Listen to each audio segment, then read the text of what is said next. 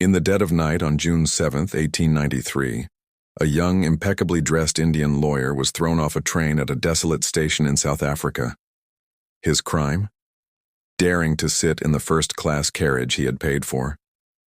Shivering in the cold, Mohandas Karamchand Gandhi made a decision that would not only change his life, but alter the course of history for an entire nation.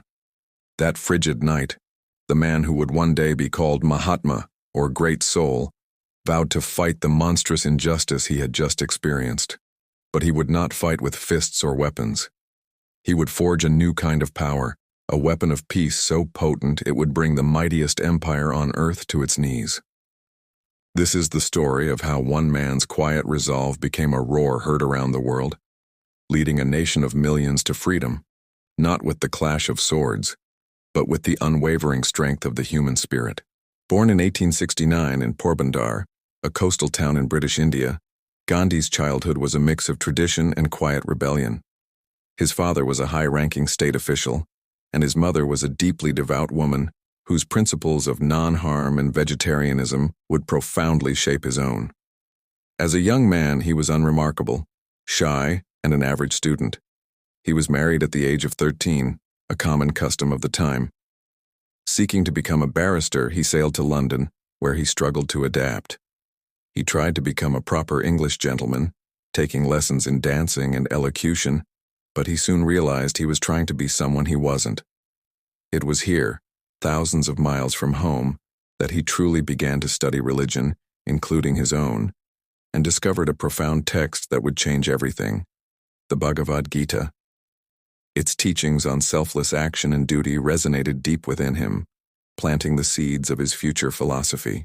It was in South Africa, however, that the lawyer became a leader.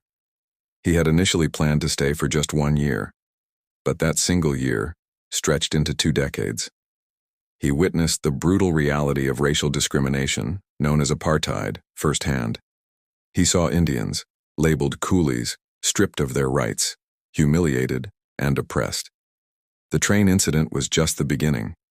Galvanized into action, he founded the Natal Indian Congress and developed a revolutionary method of nonviolent civil disobedience he called satyagraha, literally, truth force. The idea was radical: to openly and peacefully defy unjust laws and willingly accept the consequences, including imprisonment and beatings. The goal wasn't to defeat the opponent, but to awaken their conscience, to make them see the injustice of their actions. He organized massive protests, leading thousands of Indian workers in strikes and marches. They burned their discriminatory registration cards in bonfires, they illegally crossed state borders, and they filled the jails to overflowing. Gandhi himself was arrested multiple times, but his spirit was unbreakable. His campaigns, though met with brutal force, slowly began to work. His persistence and the moral high ground of satyagraha forced the South African government to negotiate, leading to significant concessions and the recognition of Indian rights. He had proven that a determined, peaceful resistance could indeed challenge an entrenched system of power. In 1915, Gandhi returned to India, no longer a shy young lawyer but a tested and revered leader. He was 45 years old, and his real fight was just beginning. At first, he spent a year traveling the country by train, in 3rd class, to see the real India. He saw the crushing poverty, the forgotten villages, and the deep-seated divisions that plagued his homeland under the British Raj.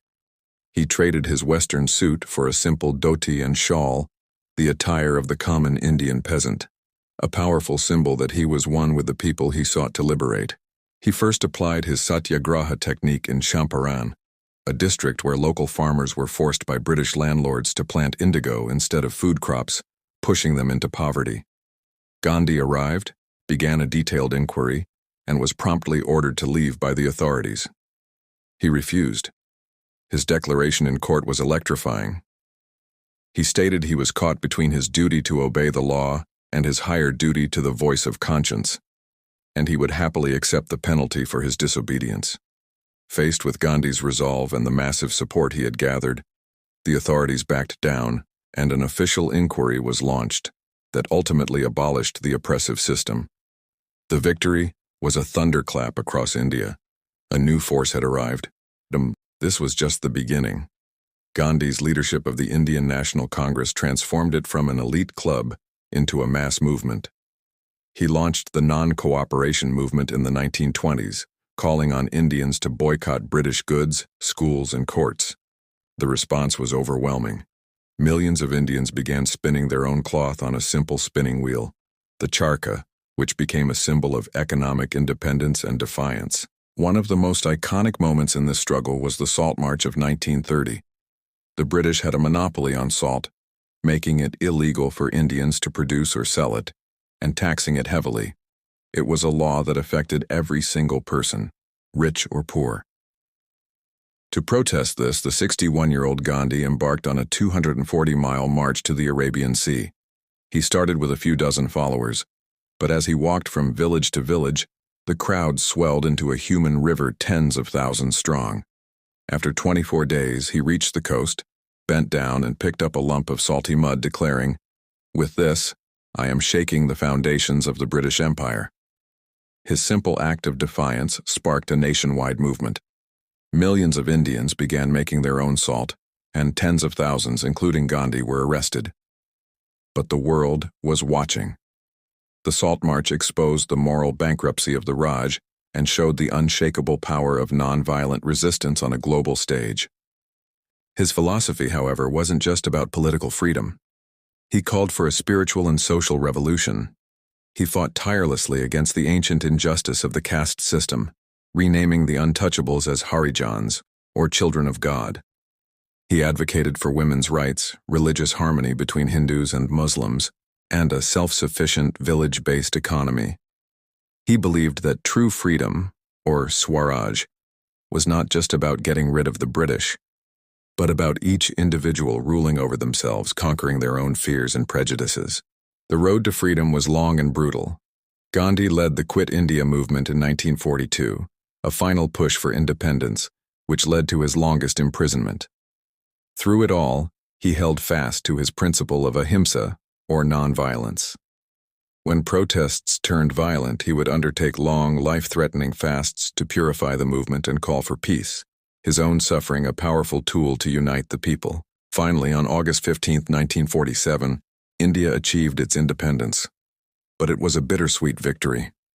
The nation was partitioned into India and Pakistan, leading to horrific violence between Hindus and Muslims. This was a deep personal tragedy for Gandhi, who had worked his entire life for a united India. While others celebrated, he walked barefoot through the riot-torn villages, fasting and praying, trying to stop the madness. He was a beacon of peace in a sea of hatred. Tragically, just a few months later, on January 30th, 1948, this apostle of peace fell victim to an assassin's bullet. He was on his way to a prayer meeting when he was shot by a Hindu nationalist who opposed his vision of religious tolerance. But while his life was ended, his message was not. Mahatma Gandhi proved to the world that you don't need armies to change the world. He showed that one man, armed with nothing but courage, truth, and an unwavering belief in the power of love, could liberate a nation and inspire generations of activists, from Martin Luther King Jr. to Nelson Mandela. His life remains a timeless testament to the idea that, in a gentle way, you can shake the world. Thank you so much for watching. If this story inspired you, please give this video a like and subscribe to our channel for more journeys into history. We'll see you in the next one.